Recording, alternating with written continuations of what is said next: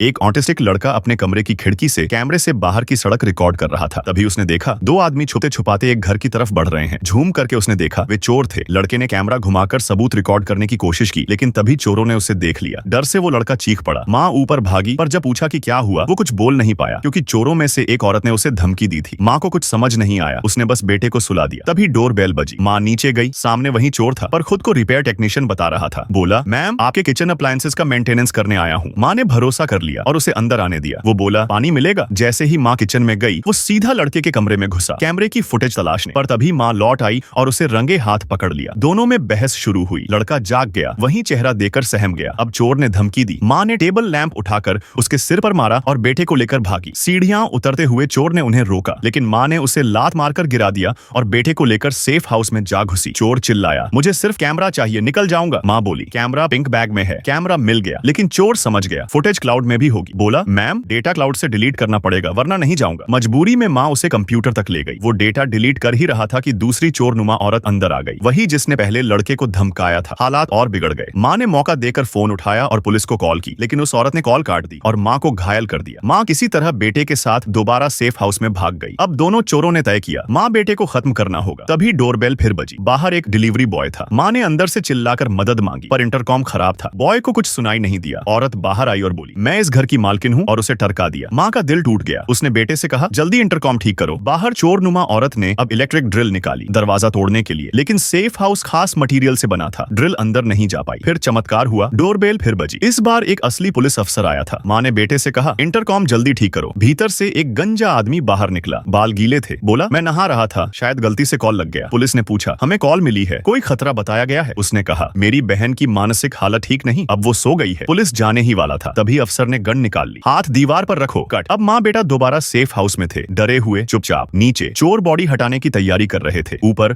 माँ बेटा मदद का रास्ता सोच रहे थे। लड़के ने कहा, मेरी तिजोरी में एक पुराना फोन है। माँ ने रिस्क लिया, लेकिन तिजोरी प्लग इन नहीं थी। लड़का खुद गया और जल्दी से प्लग इन किया। तभी गलती से एक बोतल गिर गई। आवाज सुनकर चोर औरत ऊपर आ गई, लेकिन तब तक माँ बेटे को छुपा चुकी थी। कुछ देर चेक करने के बाद औरत वापस चली गई। माँ बेटा नीचे आए, लेकिन फिर टकरा गए। इस बार जोरदार लड़ाई हुई। माँ ने चोरनुमा औरत को गिराया और बेटे को घसीटते हुए फिर सेफ हाउस में ले गई।